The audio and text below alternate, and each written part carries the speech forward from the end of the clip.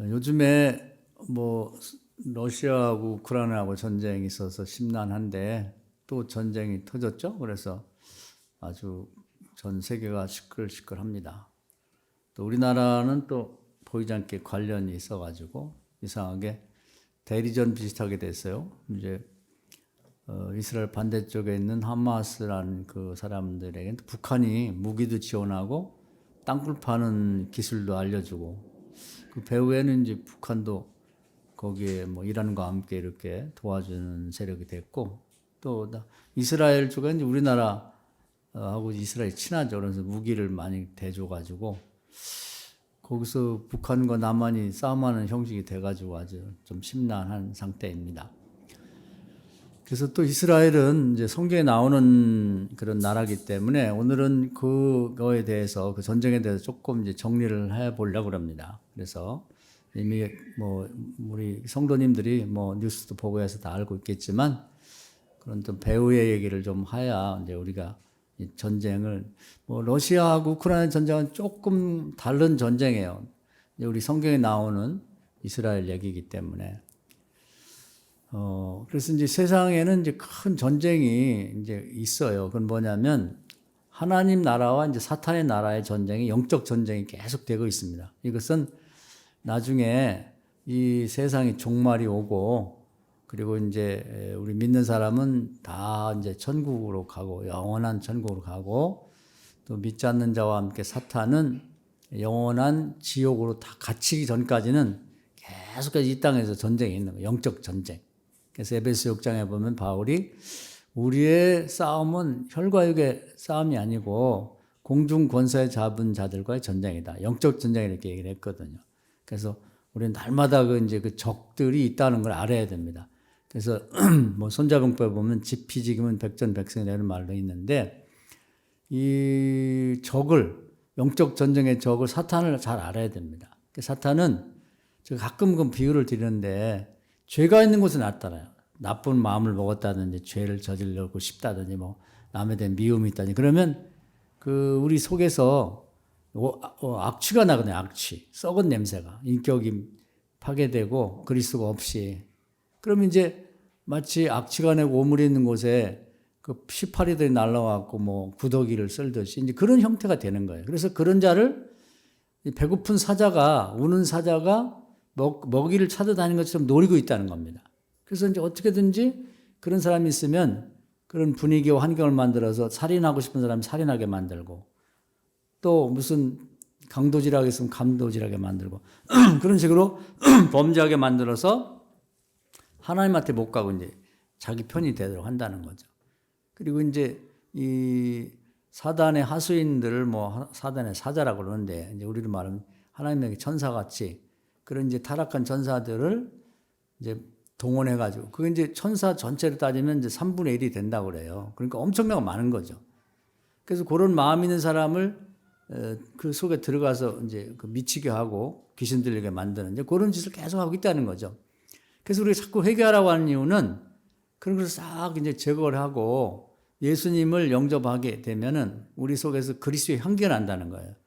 그럼 이제 꽃같이 되는 거죠. 그러면 벌나비가 찾아오듯이 성령이 우리에게 충만하고 이제 천사가 우리를 도와주고 이렇게 되는 거예요. 그러니까 이 영적 세계를 우리 잘 파악하고 있어가지고 우리 속에 어떤 이유 때문에 누가 미움이 생긴다든지 막 뭐 저걸 죽여 막 이런 생각이 든다든지 그러면 빨리 회개하고 씻어내야 돼요. 그래야 사탄이 이 공격을 안 하거든요. 그러니까 꽃 있는 데는 이제 가끔 오기는 오지만 뭐 파리라든지 뭐 거기 와서 구더기를 쓰는 일은 거의 없거든요. 꽃도 썩으면 그럴까. 항상 벌나비가 날아온단 말이죠. 그 벌나비는 이제 이렇게 날아다니면서 그 이제 뭐 수정이라고 그러죠. 암술 수술에 있는 수정을 해주면서 이제 다른 꽃들이 이제 열매를 맺고 이제 다음 세대를 이제 이렇게 땅에 떨어지면 다시 자랄 수 있게 해주는 희망을 주는 거죠. 근데 이제 이 오물이 있는 곳에 오는 시파리를 쓰게 되면 구더기가 쓸면서 완전히 그 이제 썩어 없어지게 만드는 거거든요. 그래서 영적 세계에서 회개라는 말을 그렇게 자주 하는 이유가 우리가 그냥 내가 범죄 의식만 갖고 있는 건 별로 위험하지 않을 수 있는데 사탄이 딱 달라붙어 보니 큰일 하는 거예요. 큰 범죄를 저지르게 되는 거죠. 그래서 이제 이 영적 세계는 이제 하나님의 나라와 사탄의 나라가 서로 싸우고 있다. 적은 어떻게 이 사람을 공격하는지, 그래서 우리 속에서 그리스도의 향기가 나느냐, 악취가 나느냐, 이것 따라서 사탄의 공격 대상이 된다. 그런 거죠. 그러니까 이제 학생들도 보면 뭐 요즘 좋지 않은 얘기도 많이 나오고 그러는데 보면은 어떻게 아는지 뭐 전학을 가도 이제 담배 피고 뭐 술 먹고 못된 짓 하는 애들 다 알아갖고 조금 지나면 다 그런 애들이 모여요. 어떻게 아는지 하여튼 뒷골목에 모이고 못된 짓 하고 다니거든. 냄새가 나는 거예요. 그 아이들끼리는. 그래서 이제 큰 전쟁이고, 그것은 다른 기회에 이제 많이 얘기를 했으니까 오늘은 그 정도 얘기를 하고. 그 다음에 두 번째 큰 전쟁이 뭐냐면 지금 벌어지고 있는 이, 전쟁인데, 그건 이제 아브라함 때부터 시작이 된 거예요. 아브라함이 큰 아들 하갈이라는 몸종에서 낳은 아들이 이스마엘인데 그 후손들이 지금 이제 중동에서 그 하마스 편을 드는 그쪽의 사람들이 대부분이 그 아들들입니다. 그래서 그게 전 세계 인구를 따지면 전 세계 인구가 80억인데 약 25억 정도가 된다고 그러니까 엄청나게 많은 거죠. 그리고 이제 그 아브라함의 아들 중에 이삭의 후손들이 이제 뭐 에서와 함께 경쟁해서 이삭이 이기면서 거기서 이제 자식들이 훌쭉 나와가지고 그 아들 중에 야곱이 이제 그 대를 이으면서 야곱의 별명 이스라엘이에요. 그러니까 야곱의 후손, 이스라엘의 후손이 같은 뜻이거든. 그래서 결국 알고 보면 이삭의 후손과 이스마엘의 후손이 싸우고 있는 거예요. 그것은 아브라함 때부터 지금까지 싸우는 거예요. 그래서 한번 이제 성경 보면 출애굽기 20장에 그런 말씀이 있어요. 우리가 잘 되는 건 1000년 가고 뭐 잘못된 건 3, 4대 간다고 그러는데 잘못되는 것도 한번 뭔가 첫 단추가 잘못 껴지면 1000년, 2000년, 3000년 영원히 멸망할 때까지 갈 것 같아요. 그러니까 양쪽이 다 지금 이제 야곱의 후손, 이삭의 후손들을 이제 거기가 보면은 처음에 유대교로 시작했지만 거기서 파생돼서 뭐 천주교 나오고 그리고 또 무슨 동방정교회도 나오고 개신교도 나오고 뭐 하여튼 그 여러 종파가 있지만 다 합치면 그것도 한 25억 정도 된다고 그래요. 그러니까 인구 중에서 50억이 양쪽으로 나눠서 싸우니까 결국 이 전쟁이 언제 끝나겠어요? 한쪽이 완전히 뭐 다 멸망당하면 모를까 멸망되나요? 또 이슬람권이 무서운 건 이 개신교 쪽은 또 이 그 기독교 쪽은 이삭 후손들은 유대인들은 뭐 산화지 원이 없어서 낳기는 계속 낳지만 그들이 한 1000만 정도 됩니다. 전 세계에 퍼져 있는 게. 근데 나머지들은 이제 잘 사는 나라가 돼가지고 복받아서 애들을 잘 안 낳아요. 근데 이슬람은 다 어렵게 살거든요. 몇몇 석유 나오는 나라 빼놓고는. 그러다 보니까 거기는 또 교리가 산화 제한이 안 돼요. 그래갖고 하여튼 생기는 대로 다 낳거든요. 그 이제 숫자가 굉장히 많아지니까 무서운 거죠.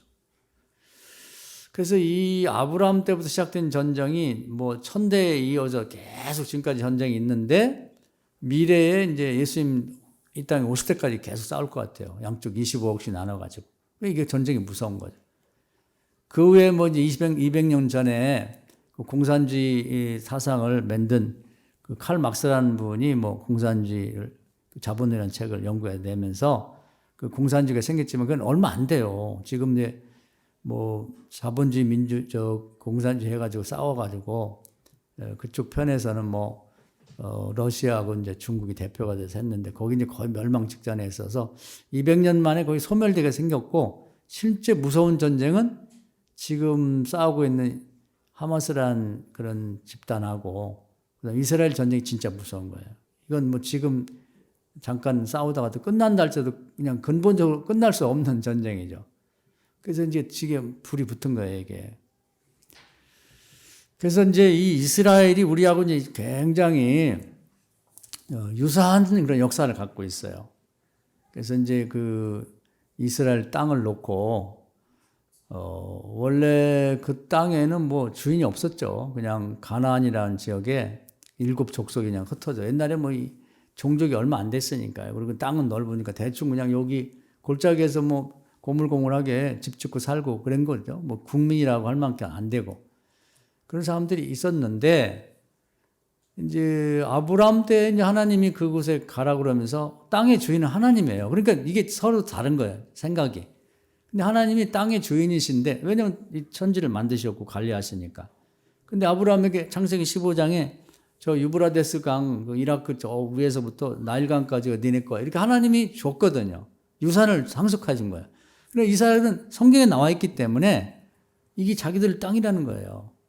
근데 거기 살던 사람은 뭔 얘기야? 우리가 살았는데 니네가 아브라함이 거기 와서 들어왔잖아. 원래는 우리가 살았는데 그러니까 굴러온들이 박힌 돌을 뺀다는 식으로 그 사람들이 생각하는 거예요. 원래 거기 살던 가나안 7 족속은 그때부터. 근데 이제 믿음을 가진 하나님을 믿는 아브라함 측에서는 땅을 창조하시고 소유주인 하나님 우리에게 줬으니까 성경 기록에 나와 있잖아. 이게 우리도 이제 유서 같은 걸 보면은 소유했던 아버지가 뭐 자식이 많아도 누구에게 몰아주면 그걸 공중받아 놓으면 그게 이제 그 아들에게 가거든요. 뭐 자식들이 나머지 자식들이 펄펄 뛰든 뭐 불만 있어도 그걸로 가는 거거든요. 하나님이 이렇게 문서로 남겼는데 이 땅이 우리 거지 어떻게 니네께 되느냐. 니네는 잠깐 원래 하나님 주신 우리 땅에 잠깐 거주하는 것뿐이지 이렇게 되는 거예요. 그러니까 서로의 입장이 다른 거죠. 생각이 다르고. 그래서 결국 이제 뭐 모세 이후에 출애굽해가지고 가나안에 살고 있던 그 7 족속을 다 몰아내가지고 거기 오랫동안 이제 이스라엘 백성이 차지하고 있었죠. 그러니까 이제 그렇게 할 때도 다 몰아내지는 않고 뭐 사사기에 보면은 듬성듬성 원래 거기 살던 그 가나안 7 족속들이 이제 그때 숫자가 많지 않고 땅은 넓으니까 같이 살았던 거예요. 그래서 굉장히 오랫동안 살아왔는데 그게 언제까지 그렇게 살아왔냐면은 예수님이 돌아가신 이후에 70년까지 그렇게 살았으니까 기원 후 70년까지 살았으니까 뭐 출애굽에서 여호수아가 가나안 땅을 점령한 이후에 그때까지 살았으니까 수천 년을 거기 같이 사는 거예요. 어떤 때는 뭐 싸우기도 하고 그랬지만 하여튼 같이 이렇게 어울려서 살았단 말이에요. 그런데 이제 문제가 터진 게 이제 그 로마가 대제국을 건설하면서 유대 나라 즉 그 지금 이스라엘 땅과 그 근동을 다 점령해 버렸어요. 그때까지. 그래가지고 이제 우리 예수님 당시에 보면 뭐 빌라도 총독 뭐 이런 얘기 나오잖아요. 근데 로마에서 지배하기 위해서 총독을 보낸 거죠. 우리 일제시대 때 일본에서 총독을 보내가지고 우리 경복궁 앞에 경복궁을 다 헐어가지고 거기다 총독부를 세웠던 것처럼 그런 식이 된 거죠. 그래가지고 이제 지배를 받고 있었는데 이제 예수님 돌아가신 이후에 한 70년쯤 됐을 때 유대인들이 이제 우리 3.1운동 하듯이 이 로마에서 이제 자유를 얻으려고 반란을 일으켰어요. 반란, 독립전쟁. 그때 이제 그 로마에서 이 녀석들이 독립전쟁을 해가지고 티투스라고 하는 장군이 와가지고 이스라엘 백성들을 다 그냥 무너뜨렸습니다. 그래서 그때 이제 우리 마사다라고 가끔 나오죠. 절벽으로 되어 있는 게 위가 평평한 곳에 헤롯 왕의 그 여름 공장이 있었는데 거기를 중심으로 도망가다 마지막 군인들이 거기에 숨었는데 그 로마 군병들이 높으니까 올라갈 수가 없으니까 그 무식한 방법이죠. 이렇게 높으면 절벽인데 여기다 흙을 갖다 퍼다 쌓았어요. 그렇게 비스듬하게 흙을 만들어갖고 그걸로 올라가려고.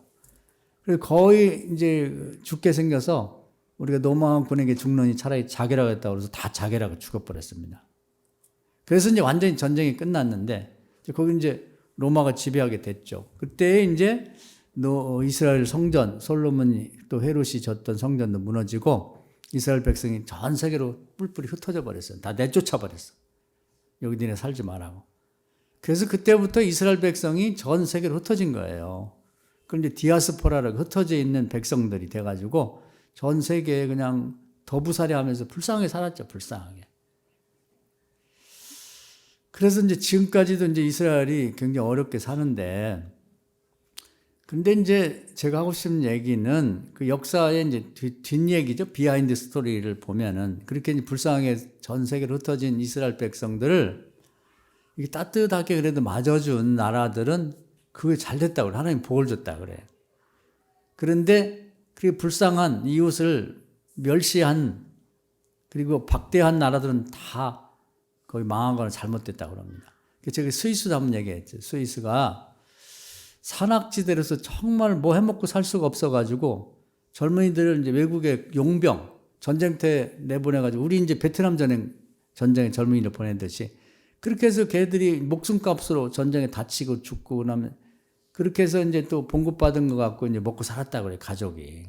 근데 그들이 잘한 것은, 개신교에 막 이렇게 박해가 심할 때, 천주교에서 개신교를 박해할 때 처음에 박해가 심했거든요. 다 도망가고 그래 안 봐줘 갖고 그 이제 가장 높은 산에 있는 산골짜기 스위스로 왔는데 그들이 따뜻하게 그들을 맞아줬답니다. 도망 다니는 하나님의 백성들.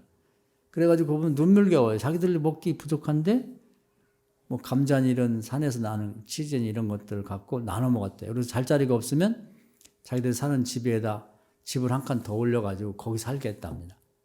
그때부터 하나님이 축복하셔갖고 지금 스위스가 세계에서 가장 국민 소득이 높은 나라가 된 거예요. 그런 전례가 있거든요. 후에도 있고 앞에도 있는데.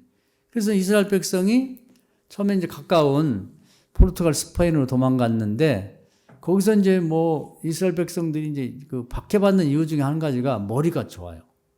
그리고 장사를 잘해가지고 돈을 많이 번다고. 조금만 있으면 하여튼 상권을 잡는 거예요. 그러니까 이제 거기가 배가 아픈 거죠. 그리고 나가라고 내쫓아 버린 거예요. 그래서 갈 데가 없어갖고 이제, 우리가 잘 아는 네덜란드나 뭐 그쪽으로 도망간 것 같아요. 그래서 이제 그쪽에서 사람들이 받아줘가지고 그쪽에 이제 어떤 상권이 살아나면서, 그쪽 사람들이 이제 부유하게 됐다고 합니다. 그리고 이제 영국에서 받아줘갖고 영국이 또 부유하게 되면서 무슨 금융을 이제 이렇게 해서 그 유럽 쪽의 금융의 허브라고 그러죠. 중심지가 영국인데 그게 이제 누가 그걸 만들었냐면 유대인들이 거기 가서 그걸 시작했다고 그래요. 그래서 그것이 기반이 되었고 이제 영국이 산업혁명을 일으키면서 대책을 건설하는데 절대적으로 기여한 것이 이제 유대인이라고 그럽니다. 근데 유대인들을 이제 가장 박해한 게 이제 이 독일이죠, 독일. 나치 히틀러가 유대인을 아주 박멸하려고 주변 국가에 침공해서 다 죽였는데 그래서 이제 2차 대전에 크게 패해갖고 완전히 망해버렸죠. 그리고 이제 또 러시아로 도망갔는데 러시아에서는 박대해가지고 러시아 그래서 이제 그때 우리나라로 많이 도망오고 그랬다고 그래요. 그리고 이제 또 미국으로 도망갔는데 미국에서 아주 잘 대해져갖고 미국에서 자리를 잡아서 지금 이제 미국의 금융이라든지 뭐 방송이라든지 언론 이런 것 이제 그 유대인들이 이제 실권을 장하고 있다고 그러죠. 미국은 다양한 민족이 있으니까. 그렇게 됐는데 그때 이제 우리나라도 러시아에서 쫓겨온 유대인들이 꽤 많이 살았다고 그래요. 일제시대에. 근데 우리나라 사람이 원래 이 나그네들을 잘 대하잖아. 따뜻하게 잘 맞아갖고 그때 서로 좋은 인상을 가졌고 또 상해 이제 그 유대인들이 살았는데 그 상해 임시정부가 있던 그 장소가 유대인들이 거주지였다 그래요. 그래서 임시정부를 이렇게 할 수 있도록 그렇게 옆에서 도와줬다고 합니다. 그래서 우리나라하고는 이제 관계가 상당히 좋고 그래서 이제 그런 일들이 쭉 있었는데 그 2차 대전 때요. 2차 대전 때 이 대목이 굉장히 중요한 것 같아요. 그 지역을 여차여차 이렇게 로마가 지배하다가 나중에 이제 그 지역이 로마가 둘로 나뉘죠. 서쪽 로마하고 동쪽 로마. 그 동로마 제국이 비잔틴이라는 말도 나중에 이제 문화를 그렇게 얘기를 하는데 그 지배를 거기 하는데 그 옆에 나라 지금 말하면 터키, 이제 옛날에 그걸 오스만 터키라고 해서 큰 제국을 건설했는데 거기를 침공해가지고 이제 그 로마가 뺏겼어요. 그래서 그 지역을 오스만 터키가 지배를 했단 말이죠. 근데 2차 대전이 벌어졌을 때 오스만 터키 실수한 게 그 독일하고 이제 서로 연합을 해가지고 연합군하고 싸우게 된 거예요. 그 연합군인 대표가 이제 영국하고 미국인데 그래서 이제 오스만 터키하고 독일하고 연합을 해서 이제 이 미국하고 영국하고 싸우게 됐는데 그때 이제 팔레스타인 지역 지금 이스라엘하고 하마스가 싸우는 그 지역 전체를 오스만 터키가 지배를 했었단 말이죠. 그러니까 그때 영국이 이제 자기들만으로 이제 이 독일하고 오스만 터키 연합군을 이길 수가 없으니까 다른 나라의 도움을 받아야 하는데 특히 이제 미국의 도움을 받고 싶었다고 해요. 미국을 실제로 힘있게 지배하는 건 돈 많은 유대인이기 때문에 유대인들을 끌어들여 가지고 당신들이 우리를 도와주면 유대인들에게 약속을 한 거예요. 영국이 당신들 지금 뭐 예수님 이후에 2000년 넘게 이렇게 떠돌아다니는데 요 땅, 원래 솔로몬의 성전에 있는 요 땅을 만큼 나눠가지고 당신 나라를 만들어줄게. 그 약속을 한 거예요. 그러니까 외무부 장관 벨푸어라는 사람이 와서 약속을 했는데 그 벨푸어 조약이라고 그래요. 그렇게 약속을 해놨단 말이에요. 그런데 또 한편에서는 이제 이 팔레스틴에 원래 살던 사람들의 또 도움이 필요하니까 뭐라고 얘기했냐면은 당신들이 우리를 도와주게 되면은 당신들을 지배하고 있는 이 오스만 터키를 내몰아 주고 당신들 땅을 여기다 이렇게 또 마련해 주겠다. 이렇게 약속을 이중을 해버린 거예요. 그래서 백마운이라는 사람은 이제 그 외무부 장관 아닌데 국내에서 상당히 실력이 있는 그런 사람인데 또 영국 사람이 이제 따로따로 만난 거죠. 그때는 막 전쟁이 막 위기 상황이고 막 누구라도 도움 받고 싶으니까 별 크게 신경을 안 쓰고 이 대제국들은 우리 남북한 나누는 것도 그냥 지네들 모여가지고 이렇게 저렇게 합시다 그러면 남북이 나눠져갖고 이게 38선 그거 갖고 이렇게 오래 고생하는 것처럼 그런 식이거든요. 별 신경 안 쓰고 그냥 약속을 해버린 거죠. 그래가지고 이제 이 팔레스틴 사람들도 영국을 도와주고 미국도 도와주고 그리고 전쟁에 이겼어요. 그래서 그 지역을 이제 영국이 지배하게 되니까 약속 이중을 했잖아요. 그래서 이제 예루살렘 성은 싸우지 말고 나눠서 같이 쓰는데 이제 거기는 뭐 천주교도 이제 같이 쓰자고 그러고 또 이제 우리 개신교도 같이 쓰자고 그래서 4개로 나눠 갖고 이제 서로 뭐 전체를 누가 지배하는 건 아니고 그렇게 나눠서 쓰도록 이렇게 구획을 나눴고 조그만 예루살렘 도시인데 그렇게 나눠져 있는 거예요. 국제 도시가 됐고 그 주변은 이제 요만큼 땅을 팔레스틴 지역하고 이제 유대인 사는 지역하고 이렇게 나눠졌는데 처음에는 같이 잘 살았다고 그래요. 근데 이제 유대인들이 2000년 동안 땅이 없이 이렇게 떠돌아다니면서 디아스포라로 살다가 자기 나라가 만들어졌잖아요. 뭐 충청북도보다 좀 적은 처음에는 아주 조그만 거였다고 그래요. 근데 그때는 충분했대요. 근데 전 세계에 있는 지금 한 1000만 명 되지만 그동안 그때 70년 전이니까 거기도 아마 그 시대에도 한 800만, 900만 되지 않았겠어요? 그 사람들이 이제 자기 나라로 돌아가고 싶은 거예요. 시온이즘, 시온 운동이라고. 이제 예루살렘 시온이라고 그러거든요. 시온으로 돌아가자. 우리나라로 돌아가자. 2000년 만에 하나님이 이 땅을 이렇게 우리에게 다시 돌아가게 했는데 우리가 어렵더라도 내 고국에 가서 묻히고 고국에 가서 살고 싶다. 하루를 살아도. 이러면서 막 몰려온 거예요. 전 세계에 있는 사람들이. 그러니까 영국으로부터 이렇게 불화받은 땅이 부져본 거예요. 비좁아. 그러니까 이제 원래 이제 이렇게 선을 그어놓은 거 밖으로 자꾸 가서 그냥 임시 천막이라도 치고 자기 나라 왔으니까 살아야 할 거 아니에요. 난민처럼 이제 이렇게 천막이라도 치고 이제 거주한 거죠. 그러다 보니까 이제 원래의 그어놓은 선보다 자꾸 밖으로 넘어가야 되니까 거기 있는 그 이슬람 쪽 사람들이 불만이 많죠. 아니, 우리 팔레스타인 같은 동족들 살던 데다가 영국 지네가 뭔데, 여기다가 땅을 만들어주고, 그리고서는 이제 그들이 막 전 세계에서 막 몰려와가지고 이렇게 조금씩 야금야금 옆으로 넓혀가니까 화가 나잖아요. 그러니까 그 주변의 나라들이 이제 합세를 해가지고 옛날 6인 전쟁에 여섯 동안 전쟁한 게 나오는 거예요. 그래서 뭐 이집트라든지 요르단이라든지 레바논이라든지 시리아라든지 그 배후에는 이라크도 도왔다고 하는데 그런 나라들이 힘을 합쳐서 이제 완전히 이스라엘을 몰아내버리려고 했는데 이 이스라엘이 그냥 조그만 나라고 사람이 없는 것처럼 보여도 전 세계가 이스라엘 사람이 퍼져 있으니까 하나로 뭉쳐가지고 무기 막 사가지고 현대식 무기로 그들을 물리쳐버린 거죠. 이번에도 보니까 이스라엘이 무서운 게 전쟁 나니까 도망가는 게 아니라 젊은이들이 막 미국인이 다른 나라에서 다 몰려왔잖아요. 그래서 순식간에 예비군이 30만 명이 모였다. 이게 무서운 거거든요. 그래서 이런 정신을 가진 나라는 이제 무너지지 않죠. 그리고 다시는 뺏기지 말자. 우리가 목숨이 붙어있는 싸우겠다. 이렇게 돼버린 거죠. 근데 그때에 이스라엘이 별 무기가 많지 않았대요. 근데 그때 우리나라가 다른 나라에게 부탁해서 무기를 안 줬는데 재래식이지만 탱크를 다 줬답니다, 거기에. 왜냐하면 이렇게 그 사막에서 하는 전쟁에서는 뭐 비행기 이런 것도 중요하지만 탱크가 중요하다고 그래요.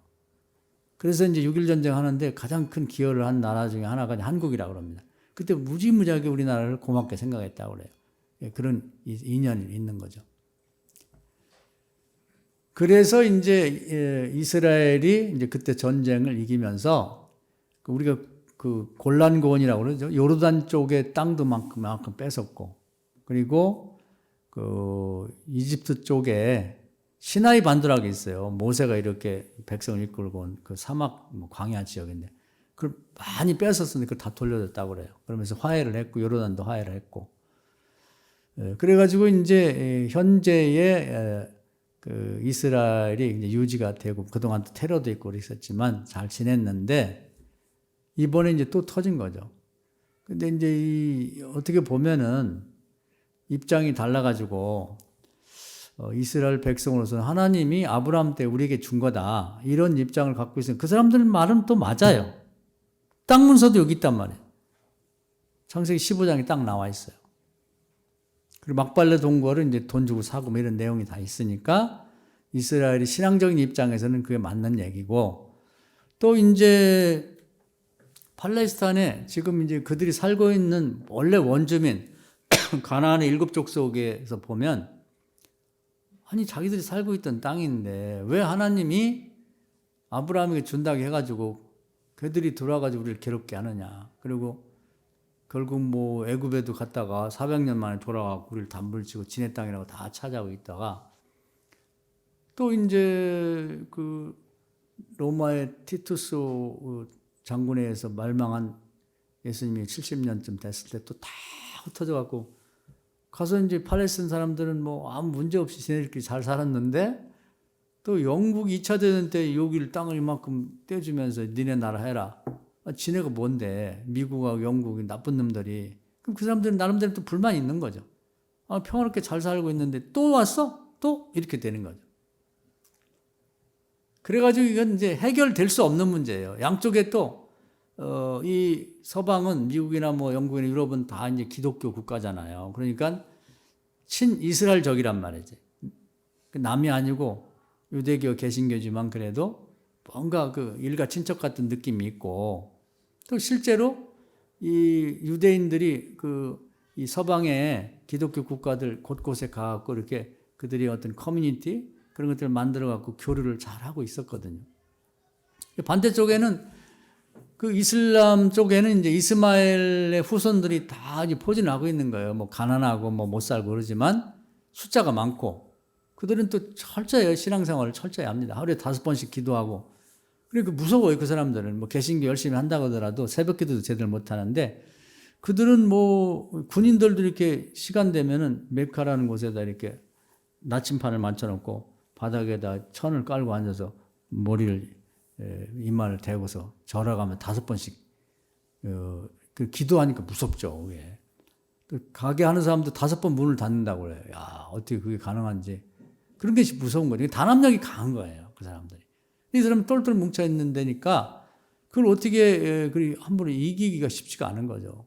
죽이려면 다 죽여라. 그러면서 지금 전 이슬람권의 모든 나라들이 하나로 뭉치자 뭐 이렇게 하고 있으니까 참 이게 보통 전쟁이 아닙니다. 잘못하면은 거기서부터 이제 3차 대전도 일어날 수 있는 그런 위기 상황에 있는 거죠. 그래서 이제 이스라엘이 그런 역사를 갖고 있는데 지금 지상에서 있는 영적 세계에서는 하나님 나라와 사단의 나라의 전쟁이 가장 크고 이 지구촌에서는 이슬람권과 이제 이스라엘과의 전쟁이 가장 큰 전쟁이고 언제 끝날지도 모르고 예수님 올 때까지 전혀 끝날 수 없는 전쟁이다. 이렇게 보면 됩니다. 왜냐하면 그 둘만 있으면 괜찮은데 그 배후에 붙어 있거든요, 이게. 그러니까 25억 명이 붙어 있으니 그걸 어떻게 할 거예요? 그래서 이슬람권에는 뭐 친하기도 하고 덜 친하기도 해도 나름대로 이제 형제라고 하는 그런 이제 뭐 같은 뭐 마음에 알라를 믿고 마음에 섬긴다고 하는 그런 공통 분모를 갖고 있기 때문에 그들이 하나 뭉칠 수밖에 없는 거죠. 근데 우리는 이제 뭐 어떻게 할 거냐. 저는 이제 영적으로 이제 이렇게 해석을 해요. 왜 이렇게 이스라엘 백성은 고난이 많은가? 제가 이제 성경을 딱 마음에 걸린 건 뭐냐면 마태복음 21장 25절에 보면은 이 유대인들 특히 이제 대제사장을 비롯한 이 사람들이 예수님을 죽이자고 했을 때 그 빌라도 하는 얘기가 있어요. 빌라도 부인이 꿈을 꿨는데 당신 예수가 죄 없는 사람 죽이면 벌 받을 테니까 당신 손대지 말라. 그러니까 이제 대야를 갖고 와서 이렇게 뭐 손에 쓰시면서 나는 죽이고 싶지 않다. 그러니까 이 6월절에 한 사람을 풀어주는데 그 예수 그리스도가라는 사람이 내가 무슨 죄를 물어봐도 잘 죄가 없는 것 같은데 너희들이 볼 때 죄가 있다면 이 사람을 풀어주면 어떻겠냐. 특사로 풀어주자 그랬더니 아니라고. 독립운동을 했던 바나바 살인자 강도를 풀어주고 예수를 죽이라고 이렇게 했거든요. 그러면서 그럼 난 죄 없어? 그러고서 이제 대야에서 손에 물을 씻었단 말이에요. 물에 손을 씻었어요. 대야에 있는 물로. 그랬더니 유대인들이 이런 얘기를 해요. 이 죄는 저희와 저희 후손들이 책임지겠습니다.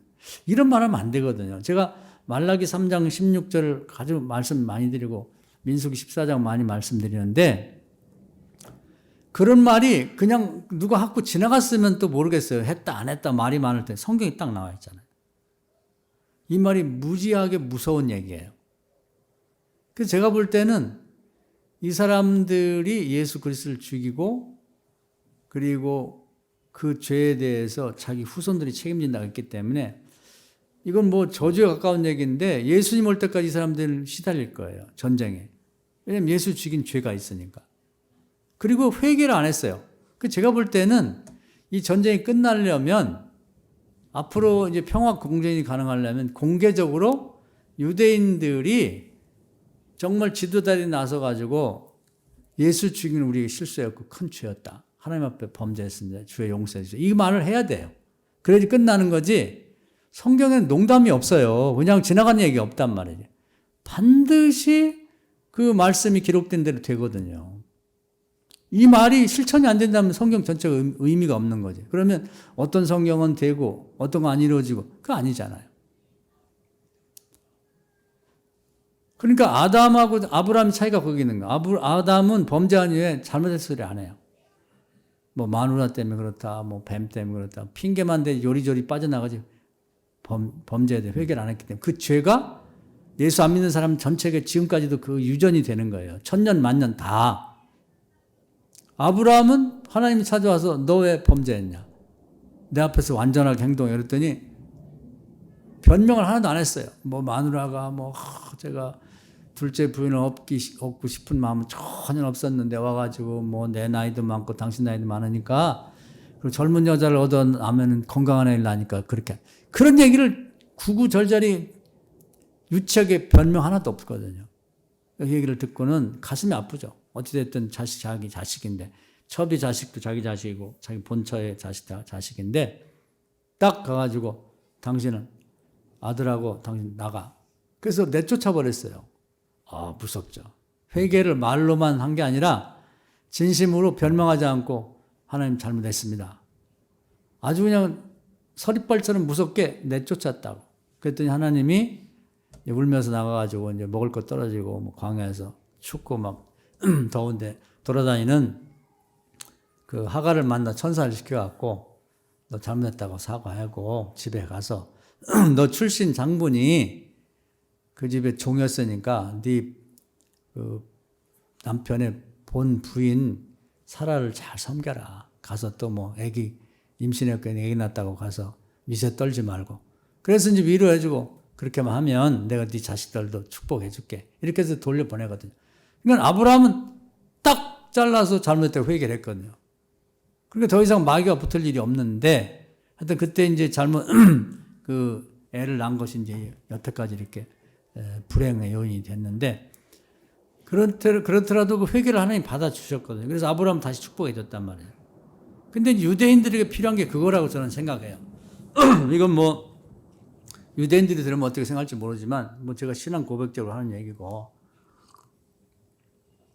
성경은 천지가 없어도 1점 혈액도 바뀌거나 없어지지 않기 때문에 그 유대인의 불행은 뭐 우리가 이 도와주기 위해서 뭐 무기도 팔고 뭐 이렇게 하는 것도 중요하지만 이 기도를 좀 여러분이 기도할 때 좀 추가해서 해주시면 좋을 것 같아요. 뭐냐면 유대인들이 예수 그리스도를 죽인 것에 대해서 회개하고 그냥 속으로만 물쩍물쩍 할 게 아니라 전 세계인 앞에 또 하나님 앞에 공개적으로 사과를 하면 좋겠다. 그리고 회개를 하면 좋겠다. 이런 기도가 아무 영향력이 없는 것 같아도 오늘 제가 말씀 택한 게 그거예요. 소돔과 고모라가 멸망당할 때 아브라함이 기도했더니 믿음의 기도를 하나님 들으시고 그 롯과 그 딸들을 가서 천사 둘을 보내서 이렇게 빼내왔거든요. 그러니까 우리 아브라함이 멀리 떨어져 가지고 멀리서 바라보면서 기도했는데 우리가 지금 뭐 유대 나라가 전쟁 났다고 해서 뭐 무슨 보따리 싸들고 가서 싸우고 뭐 할 수도 없는 거고. 그럼 멀리서 전쟁의 포화 막 이렇게 폭격이 일어나고 뭐 마치 그 유황불이 쏟아지듯이 이렇게 폭탄이 막 쏟아지고 양쪽에서 미사일 쏴대고 그러는 걸 보면서 기도하자. 그런데 무조건 하나님 저들의 죄를 용서해 주세요라고 말할 게 아니라 죄는 우리가 용서해 달라고 되는 게 아니고 이미 용서하는 건 다 제도적으로 마련이 됐어요. 본인들이 회개하면 되는 거예요. 본인들이. 그것이 필요하다는 거죠. 일본도 이제 앞으로 계속 추락할 거예요. 왜 추락하냐면 그렇게 주변 국가에 그렇게 많은 사람들을 죽이고 회개를 안 하잖아요. 우리가 안 그랬다는 거예요. 그건 용서가 안 됩니다. 회개 안 하는 사람은 하나님이 아담이 지은 죄를 회개하는 게 지금까지도 영향이 있거든요.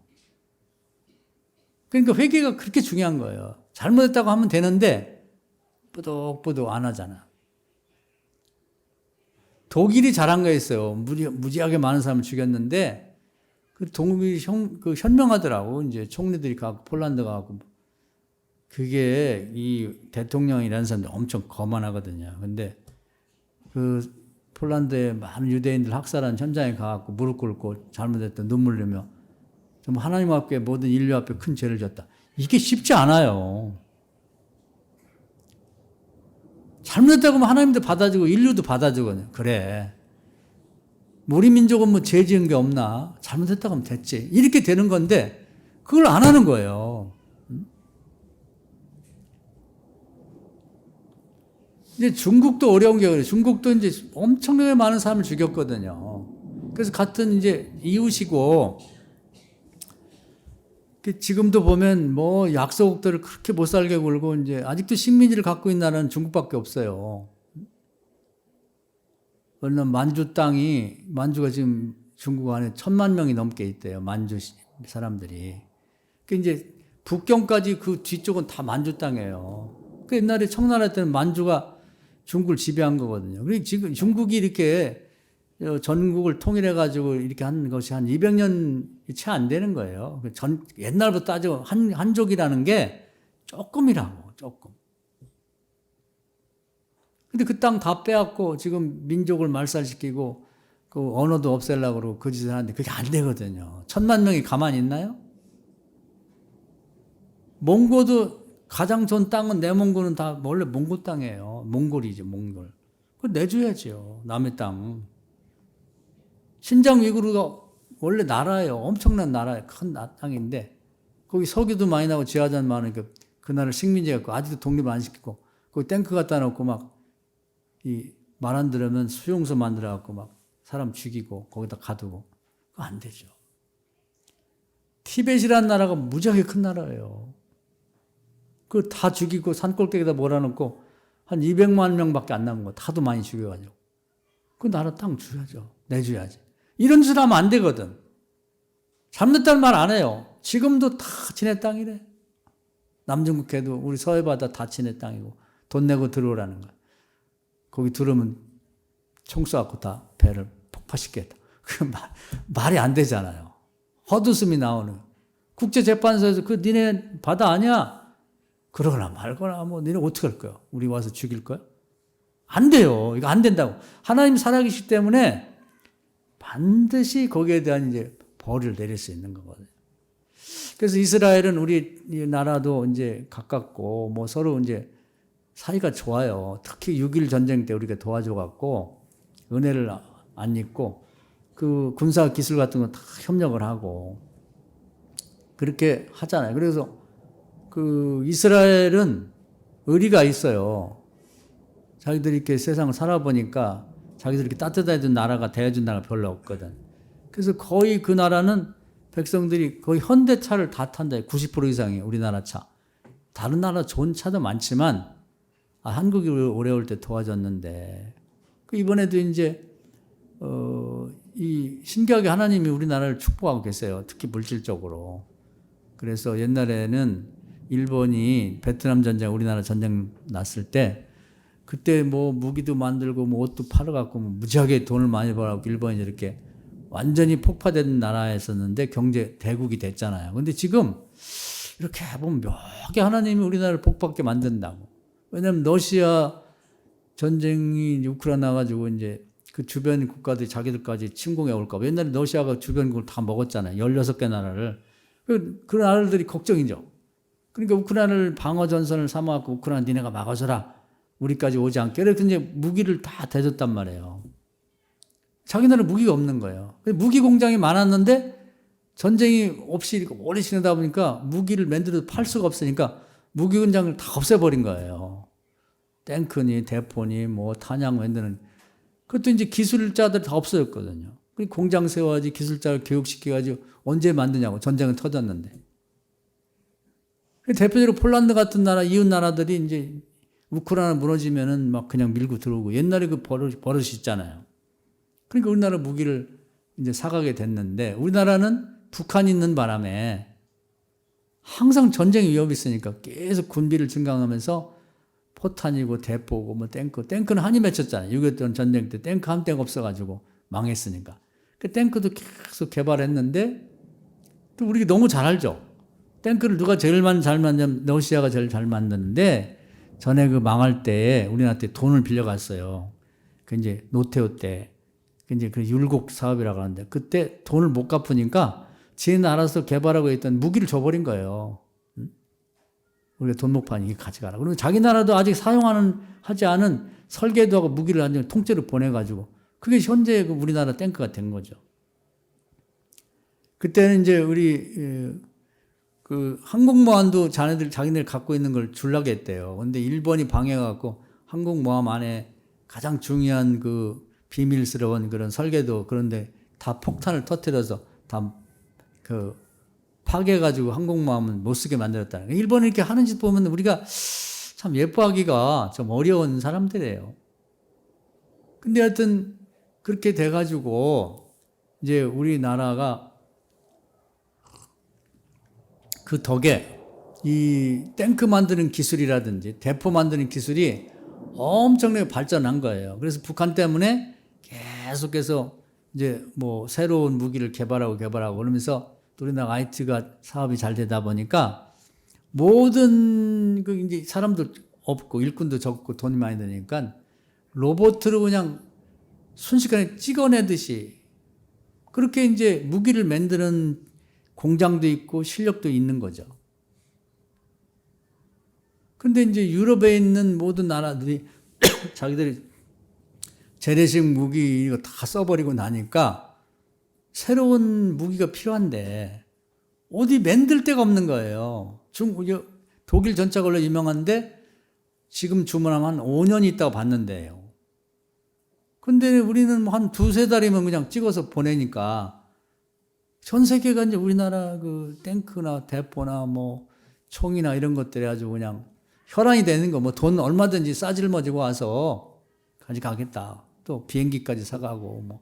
비행기도 미국에 있는데 주문하면 무지 오래 걸리는데 우리는 다 그냥 자동화가 돼 있어갖고 무슨 전자제품 찍어내듯이 그냥 비행기도 찍어내니까요.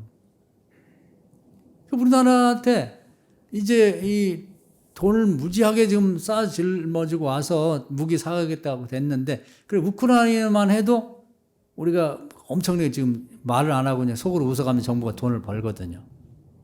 근데 이제 앞으로 우크라이나가 전쟁이 끝나도 재건할 때 또 우리나라가 이제 뭐 건설 잘하잖아요. 거기 이제 폴란드하고 같이 들어가서 재건하는데 또 돈을 벌게 됐고, 어찌됐든 뭐 자기들이 갖고 있던 무기를 다 이렇게 우크라이나 전쟁이 졌기 때문에 무기가 하나도 없는 거예요. 유럽 나라들 모두가. 그러니까 그 무기를 채워야 되는데 자기들이 공장 건설하고 투자하고 기술자 양성하고 하는 것보다 가성비라고 그러죠. 한국에서 사가는 게 훨씬 나아요. 기술도 낮고. 또 기술이라는 게 금방 옛날 기술 갖고 되나요? 첨단 기술인데 우리나라가 반도체 잘 만들지 뭐 소련 그거 갖다가 개발해하고 잘하지. 그러다 보니까 우리나라 거 사가는 게 낫다 그래. 그 분위기가 다 그렇게 된 거예요. 그러니까 서로 손잡자는 거예요. 영국 같은 나라도 우리나라하고 손잡자 그러고 독일마저도 우리나라에서 수입하자는 얘기 나오거든요. 그래서 그것만 해도 우리가 크게 이제 부자가 될 판인데 이스라엘하고 이제 또 이 하마스하고 이제 이슬람포랑 전쟁이 또 터진 거지. 아주 우리나라 그냥 대박이 난 거예요. 뭐 공장을 다시 져야 된다고. 그럼 거기서 이제 좀 그들에게는 안 됐지만 어찌됐든 간에 뭐 전쟁하면 이겨야 되니까 또 우리나라한테 무기를 또 사가려고 그래서 지금 난리가 난 상태입니다. 그래서 우리는 그건 정부 간에 할 일이고 또 우리나라가 그동안에 참 어려움도 많았지만 하나님이 이렇게 경제적으로 부흥이 되도록 그렇게 만들어 주셨다. 이건 뭐 하나님이 주신 기회라고 봐야죠. 그래서 우리가 남북 관계가 이렇게 대치 상태에서 어려움도 있었지만 결과적으로 보면 아주 나쁜 것만은 아니다. 남한에게는 그나마 그것 때문에 이제 무기를 개발해 놨으니까요. 그래서 이제 긴 역사를 보면 하나님만 믿고 나간다면 나쁠 건 없다. 그래서 이제 우리나라도 뭐 그동안에 뭐 전쟁도 겪기도 했고 또 여야 간에 뭐 정치권에서도 많이 싸우고 그랬는데 그런 과정에서 그나마 안 싸우는 뭐 일본이나 이런 중국 같은 데도 보면 북한이나 혼자 다 해먹잖아요. 그러면 시진핑이라는 사람이 말 한마디 하면 뭐 그냥 다 모든 게 되고 그런 게 일사천리 되는 것 같은데 그건 발전이 없거든요. 우리나라는 뭐 말이 안 되죠. 예를 들면 이번에 그 이스라엘에서 사람들 데리고 나오는데도 일본은 뭐 비행기를 보내갖고 비행기값 받았다고 난리인데 우리는 군인들이 가갖고 그냥 무료로 다 데려왔잖아요. 아마 우리나라에서 비행기값 받았다면 난리 났을 거예요. 뭐 대통령 탄핵했을 겁니다. 그 정도로 우리는 자기 할 말을 다 해가면서 하다 보니까 우리 백성들을 조금이라도 더 안전하게 그렇게 하려고 점점 모든 게 발전해 나간단 말이에요. 우리는 무슨 문제가 있으면 딱 뭐 누구든지 뭐 대통령한테도 말할 수 있고 어디 가서도 말하면 다 존중받죠. 그런 나라가 된 게 또 의식이 이렇게 생긴 게 그게 이제 서로 부족한 것들을 뭐 정치권에서 나쁘다고 하지만 그 사람들이 이러고 저러고 해야지 뭐가 바뀌지. 그래서 이런 나라가 된 게 그렇게 싸우기도 하고 그러면서 된 거죠. 그런데 또 문제가 있을 때는 또 백성들이 하나가 되잖아요. 요즘에 금목이라든지 뭐 그리고 무슨 저 서해바다 기름띠 그 제거하는 문제라든지 그런 일 있을 때 전 백성이 다 하나가 되니까 전 세계에서 가장 강력한 그런 나라가 돼가고 있는 거예요. 그래서 2030년까지는 그 예언가들이 과학자하고 이런 사람들이 남북이 통일될 거라고 그러는데 통일만 되면 지금 미국 다음엔 한국이 될 거라고 그래요. 인구도 이제 북한 2천만쯤 되니까 우리하고 따지면 한 7천만, 8천만 되고 땅도 넓고 그리고 이제 전 세계에서는 만주를 한국에 넘기자. 또 만주도 옛날에는 우리나라하고 거의 뭐 아주 친하게 지냈던 나라고 그러다 보니까 그 가능성이 있고 또 북한도 서간도는 원래 우리 땅이었거든요. 연해주도 그렇고. 그래서 러시아 땅에 있는 사람들도 거기 이제 이렇게 지방자치제니까 소련에 붙어 있어봤자 쓸데없이 전쟁이나 하고 우리는 피폐되니까 한국하고 합치자. 이런 얘기들이 계속 나오는 게 그게 그냥 예산 일은 아니에요. 그러니까 하나님께서 이제 그러려면 이제 비용이 필요하거든요. 비용. 남북 통일을 하면은 그 이제 독일을 보니까 무지하게 돈이 많이 가요. 통일 비용이. 북한은 통일되고 나면 쓸 게 아무것도 없잖아요. 휴전선부터 시작해서 저 무슨 두만강 압록강까지 다 리모델링 해야 돼요. 도로 다 놔야죠. 교량 놔야죠. 뭐 부두 만들어야죠. 아파트 다 지어줘야지. 그 돈이 어디서 나와요? 가난한 사람 4개 살려야 할 거 아니에요. 그래서 한 3만 명 정도는 이미 내려와 있는데 그것도 참 감사한 게 자기들도 그래요. 세계 역사상 자기 민족이라고 그래서 이렇게 탈북해서 온 사람들 집도 주고 정착금도 주고 그래서 하나원 같은 데서 반공교육을 한 번도 안 한답니다. 북한이 나쁘니까 거기 믿지 말고 그냥 와서 잘 살으라고. 그런 나라가 없대요. 근데 저도 불만이 하나도 없어요. 우리 백성들이 아니 우리도 먹고 살기 쉽지 않은데 북한 놈들 왼수 같은 놈들이 왔는데 뭘 그렇게 잘해주냐. 그렇게 불만한 사람 하나도 없는 거지. 이게 고맙잖아요. 그래서 이제 하나님이 저는 통일을 시켜주려고 30년이면 얼마 안 남았잖아요. 지금 이제 뭐 6년 정도 남았는데 6, 7년 통일 비용을 마련하게 하시려고 그렇게 뭐 나쁜 짓에서 버는 거 아니잖아요. 나쁜 짓에 돈 버는 거 아니라고. 왜냐하면 이제 이스라엘과 이 하마스의 전쟁이 지속되면 될 수 있도록 이제 거기서 엄청난 이제 또 이 돈을 벌게 될 거예요. 하나님은 맥없이 돈 벌게는 안 하거든요. 저는 기도하면서 두 가지를 하고 있어요. 하나는 아브라함이 그 롯을 위해서 기도했을 때 하나님이 그 기도를 들으신 거죠. 우리가 믿음 갖고 기도하면 이스라엘이 좀 이렇게 회개하고 그리고 이제 하나님의 용서를 받고 좀 평화로운 다음 세대를 살 수 않을까. 그 기도하고 있고요. 그리고 하나님이 이제 이렇게 전쟁을 마치 대비하기로 한 것처럼 우리가 엄청난 군사 기술, 무기 기술과 공장, 생산력, 사람들이 깜짝 놀라요. 비행기도 찍어내버리니까. 앞으로 더 할 거예요. 지금 이제 KF-21이라고 잘 아시는 그 아주 수준 높은 비행기 만드는데 그 가성비가 좋거든요. 성능도 좋고.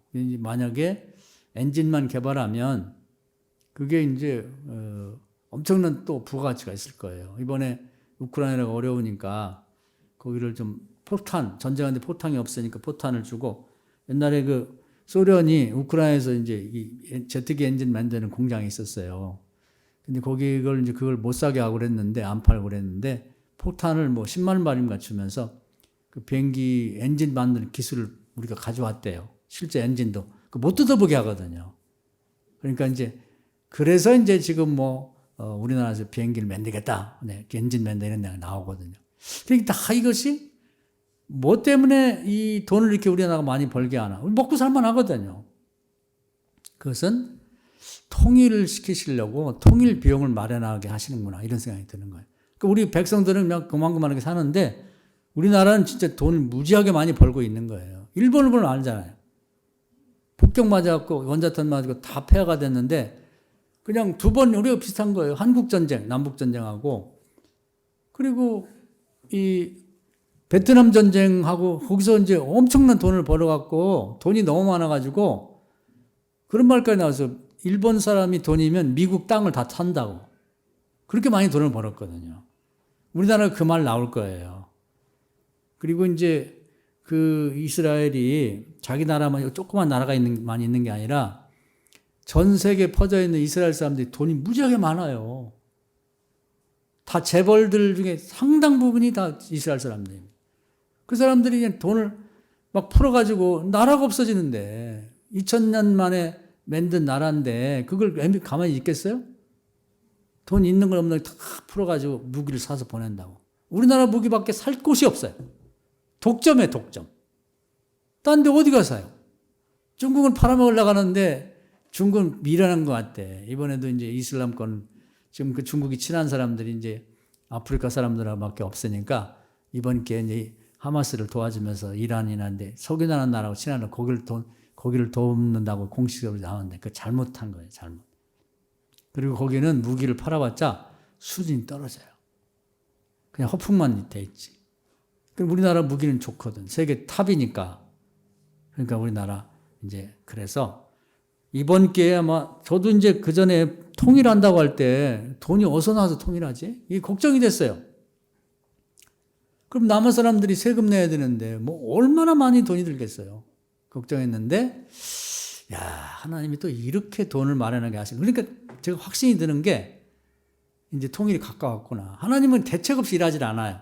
하나씩 준비를 착착 해가지고 이제 진행되고 나가니까 통일을 위해서도 기도해야 됩니다. 전쟁 없이 통일했으면 좋겠어요. 북한은 뭐 장사장포를 쏜다 그러는데 그건 하마스는 바로 이렇게 이 휴전선이 그런 게 없고 또 그냥 철조망 하나 하고 이제 이렇게 장벽밖에 없고 이건 그 불도저로 밀으면 금방 들어가거든요.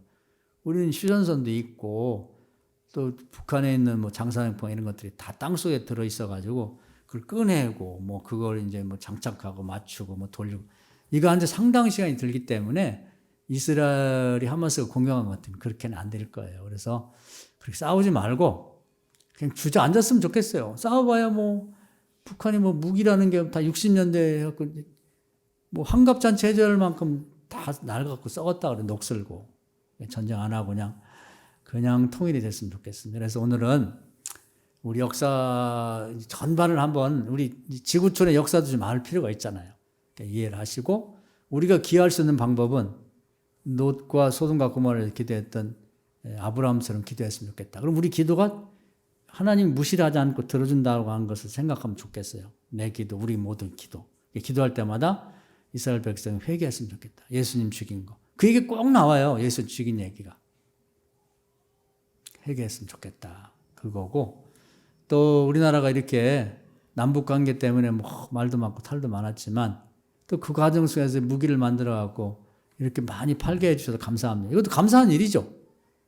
일본이 돈 버는 것처럼 우리도 이제 돈을 벌게 되는데 무슨 목적으로 쓸 건가?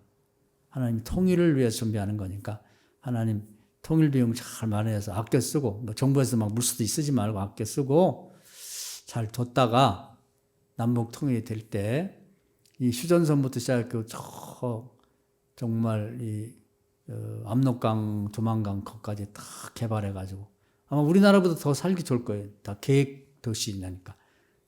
무슨 도로도 반듯반듯하게 놓고 뭐 그게 다 잘하거든요. 그리고 외국 가서 우리가 최고니까. 아파트 건설 잘하죠. 땅굴 잘 파죠. 뭐 다리 잘 놓죠. 또 항구 잘 만들죠. 뭐 다른 게 없잖아요. 그 통일을 위해서 하나님 준비시키고 있는 거라고 보면 됩니다.